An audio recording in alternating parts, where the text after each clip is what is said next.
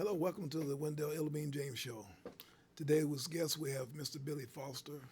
He was just released from prison after 34 years of incarceration, and we welcome him to our show. The show is for lifers coming home from prison. We want to give a forum for lifers being able to tell what they did to go to prison, they did while they were in prison, what they're doing now, and what their future goals are. So that's what this show is about. So today we have Mr. Billy Foster, better known as Billy. How you doing, Thank Billy? you. It's good to be here. Good to have Thank you. you for Good to have inviting you. me. Right on, good to have you.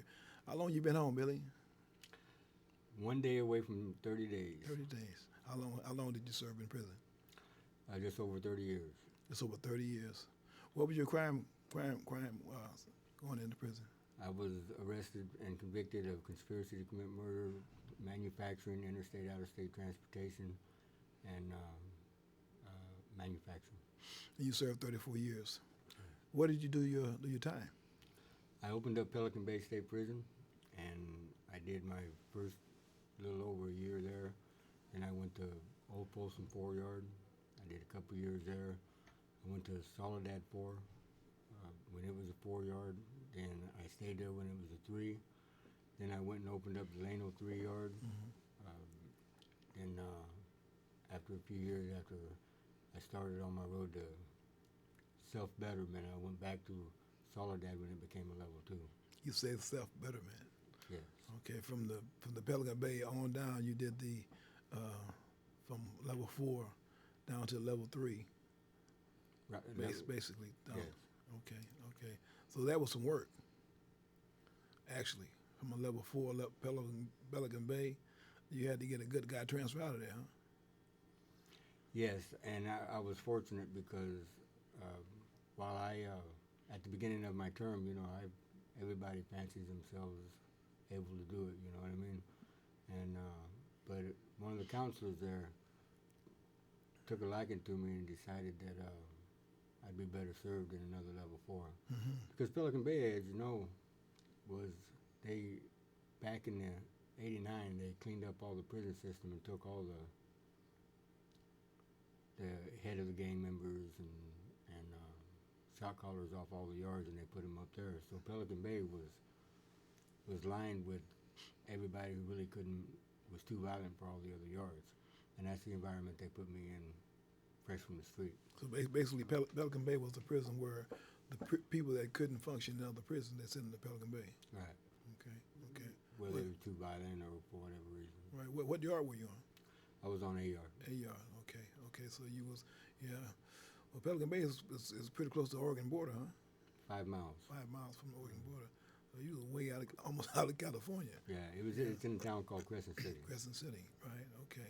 Okay. So you, what did you do while you was in Pelican Bay? What kind of activities did you get involved in Pelican Bay? Or were there any activities? Well, in the beginning, not much. I ended up being a tutor for AB1, which is a beginning level education. Mm-hmm. But most of the time we were there, we were on lockdown, or because of the situations on the yard. So we really didn't have a lot of free time. And just over a year that I was there, we probably hit the yard 3.5 months. Really? Yeah. Wow. So you were mainly on lockdown. Mainly. On lockdown.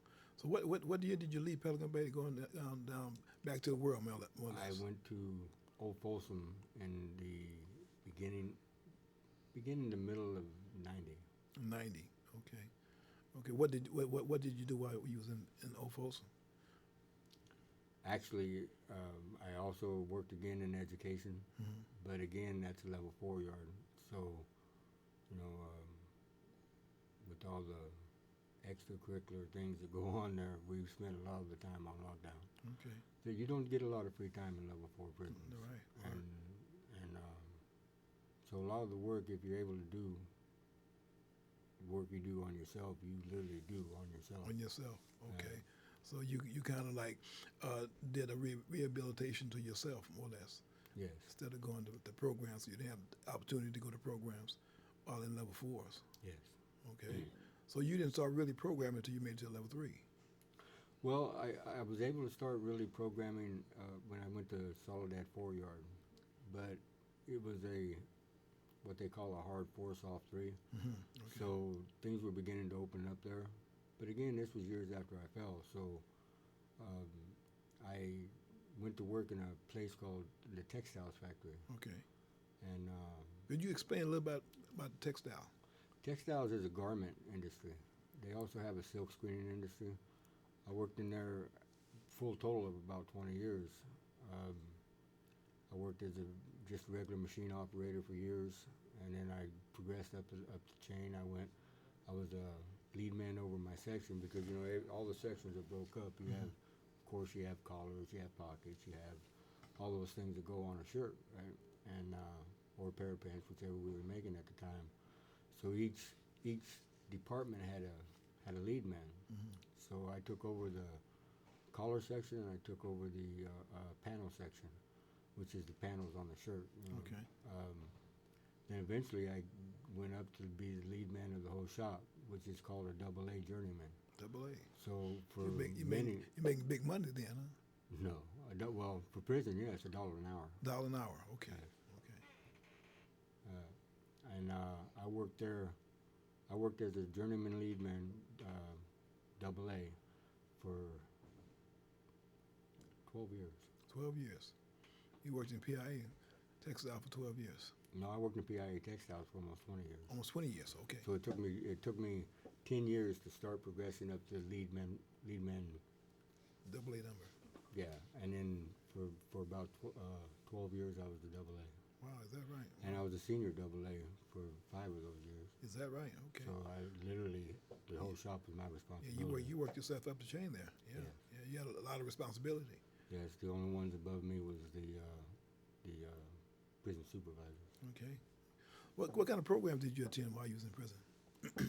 Actually, I did quite a few. I started an organization called the White Bison Red Road to Sobriety. I'm Native American. I was a sweat leader and a pipe holder.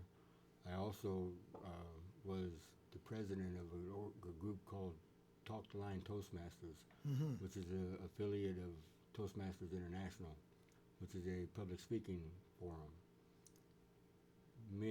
People from all walks of life are in that, and their clubs are all over the world. Mm-hmm. So I was in Talk the Line for about 5 years. I went up in the chain there. I became the president. I was the president of that club for 2 terms until the regulation said that I had to step down and let somebody else come up. Mm-hmm. And in my professional speaking, I reached the rank of what they refer to as a advanced communicator silver, which is 1 step under a gold, and then you become a distinguished Toastmaster. Okay. Okay. I also reached the ranks of an advanced leadership silver. So I actually went quite far in that. I'm also a lead apprentice for a group called Alternatives to Violence, which is also a nationwide organization, which I particularly like because it allowed me not only to learn how to find and apply alternatives to the violent lifestyle that I'd grown accustomed to, but it helped me and put me in a position where I could help other people to do the same thing. Okay. So those 2 groups were very instrumental in my recovery from violence. And not only that, I also was a chairman for the Native American Spiritual Circle. I did all the paperwork. I started several groups within the circle. Any type of volunteer work I could do, I did. I helped out in the education department again. I was even known to go into the chapel and help.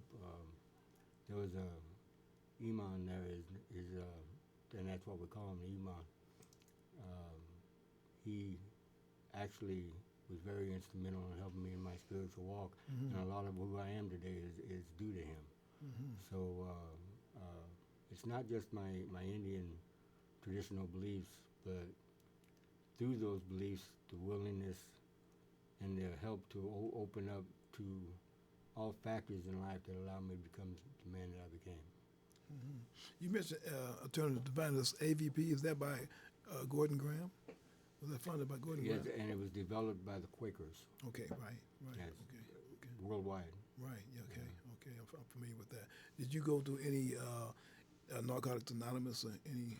Sure did. Okay. I went to, I was a steady member of Narcotics Anonymous, Alcohol Anonymous, and there's a alcohol 12-step program in Soledad that is an advanced workshop, you might say, on Alcoholic Anonymous. Okay. So I was a member of that for many years. Okay. Yeah, and the reason why I'm asking about these programs is that we want to show that we while incarcerated, we had attended a number of programs to be found suitable for parole. Yes. Found suitable parole is not just a given. It's not just something that you just walk into a room and you say, okay, well, I did so much time and we find you suitable, you go home. No, something that you have to work for. So we want to elaborate a little bit on that. Sure. Not only do you have to establish yourself to be better than you was when you come in, it's not just in words. It has to be in your actions. It has to be in the way you present yourself. It has to be in the way that you believe. It has to be a full transformation, and you have to be able to demonstrate that to the people looking. There's no such thing as gimmies when you come out of prison.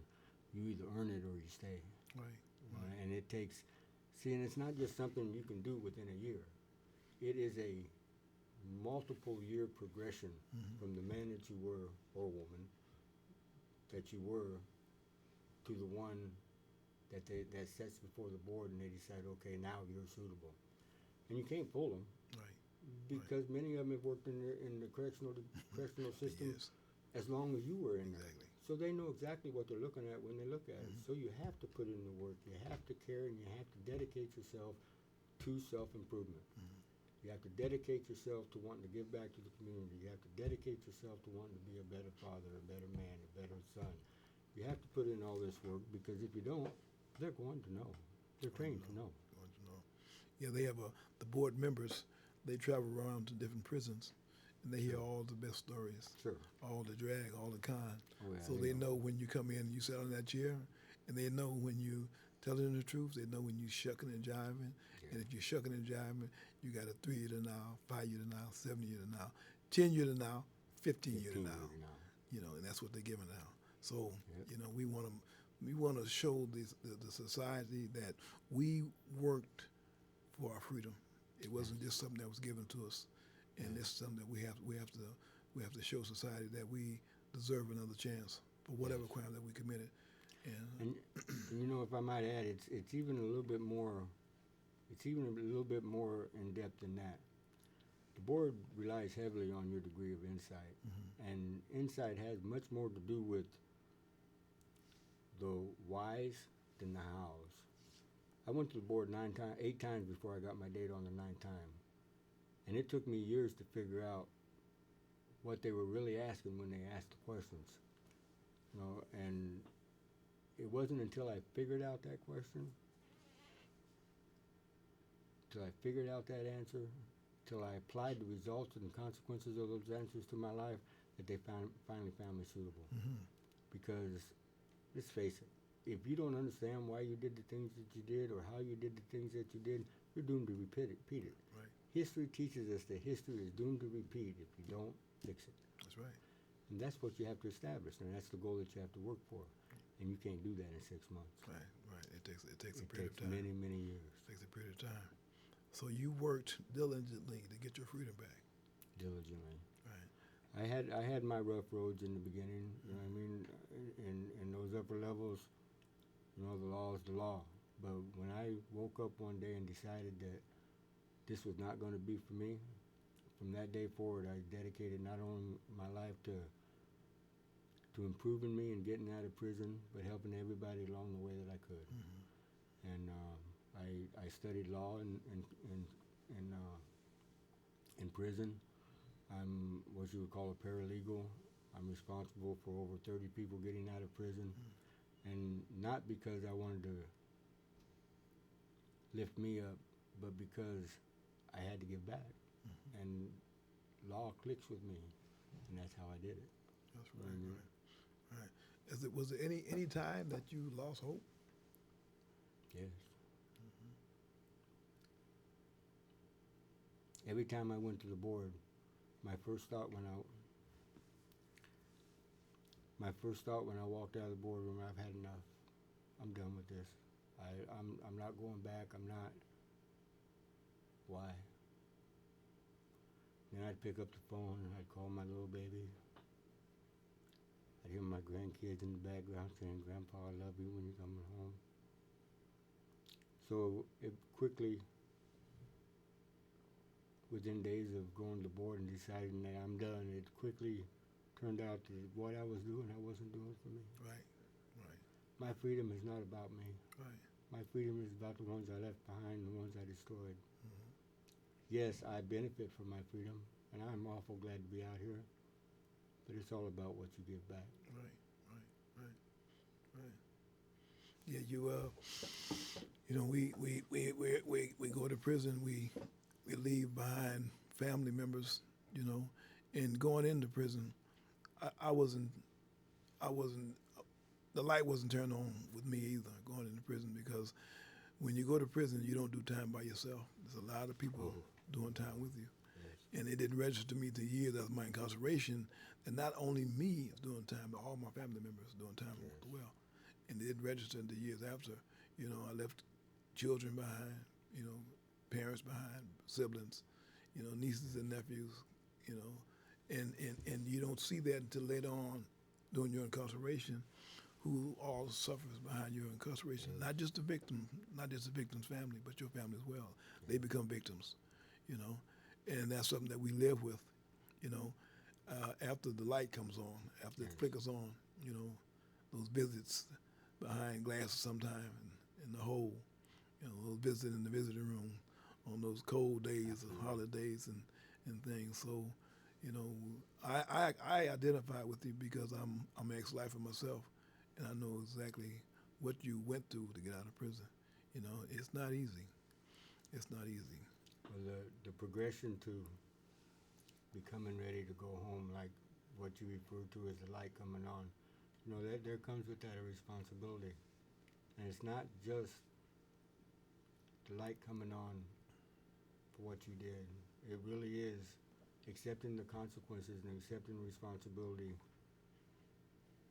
for those acts that the light had to come on for. And it is about the family. It is about the victim's family. It is about the community. Your actions, every action you take, reverberates in the water like ripples when you throw a rock into it. Right.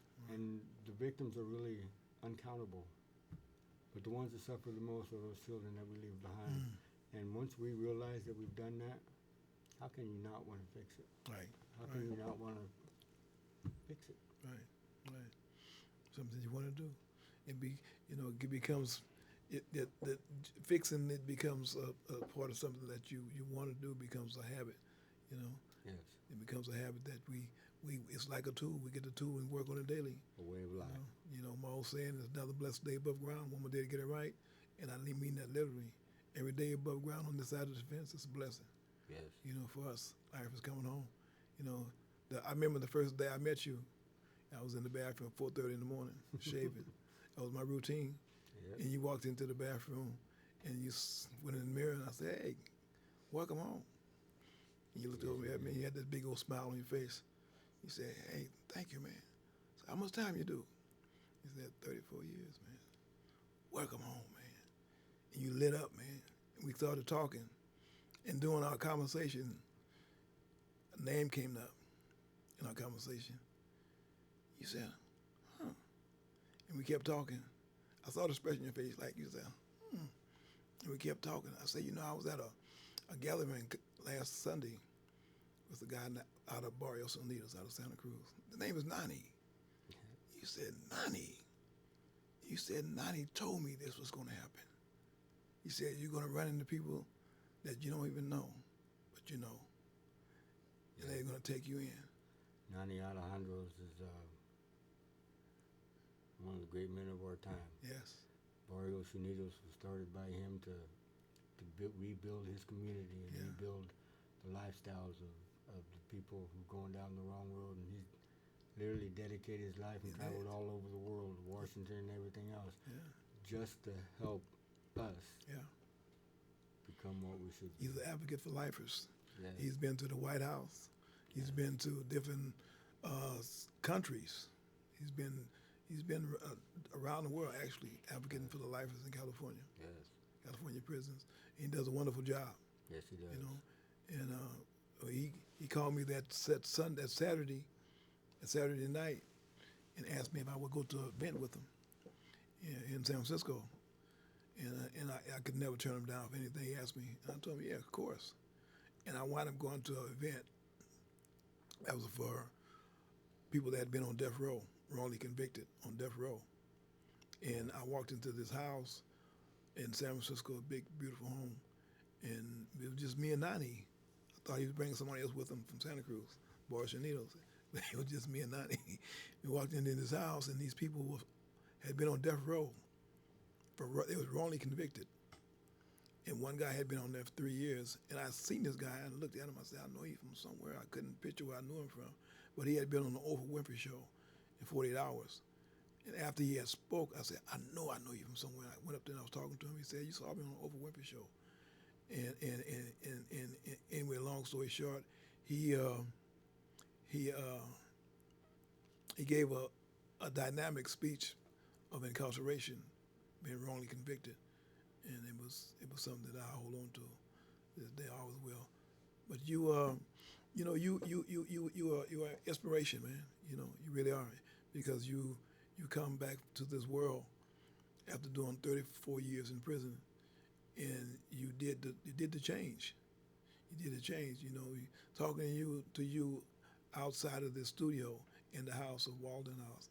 You know, when I talk to you, you have a light that comes on. You know, and you're excited to be here. You know, you're in the Walden House now. How did that happen?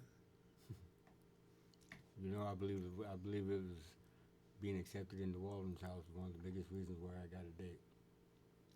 And I can truly say I understand it now that I'm there. See, I've been clean for 30 years, and so when it became obvious to me that I was going to have to go to a drug rehab center, which is right given my crime, part of me didn't want to understand it. I mean, I've been clean for 30 years. What do I need? Mm-hmm. But it's because of Walden houses and the counselors and the caseworkers there that I've come to understand that it's exactly what I needed. Perhaps not so much for the drugs, but we have to relearn how to live in society. Right. We have to relearn how to talk to people and how to act in large groups of people and how to associate and how to be part of a community. And Walden House has given me that opportunity. I can't say that I'm actually there yet, but because of Walden House, I know I'll get there. You're on your way. And my caseworker is a wonderful person. She's helped me out a lot. And I know that when I am released into the community, I will have that little extra something that will, I'll hit the ground running. That's good. That's right on. Right on. That's good. That's good. Yeah, we need people like you coming home from prison to be example to people coming home from prison. You know, because we have a large number of people coming home from prison after long periods of time. You know, their release in life is back in society. More every day. Yes. More every day. And people in society need to know that we're not the ones that was thrown away. We're not the one that's lost. No, and not only have we tried for many years and worked and struggled for many years to do the work on ourselves that was necessary for us to become.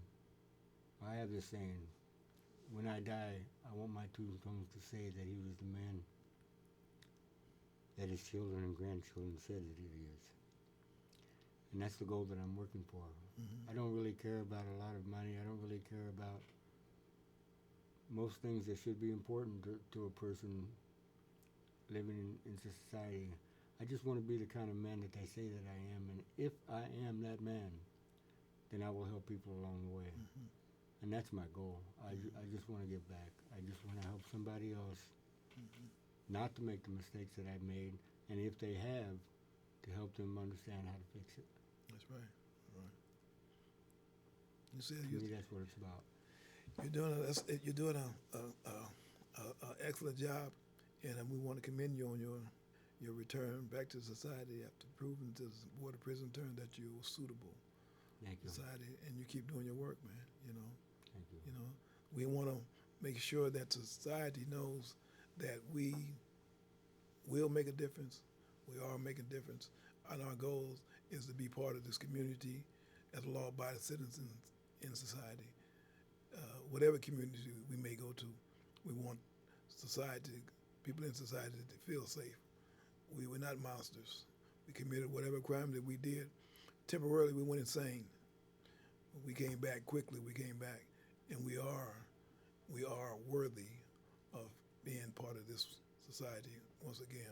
We want to thank you for being part of the Wendell Illamine Show.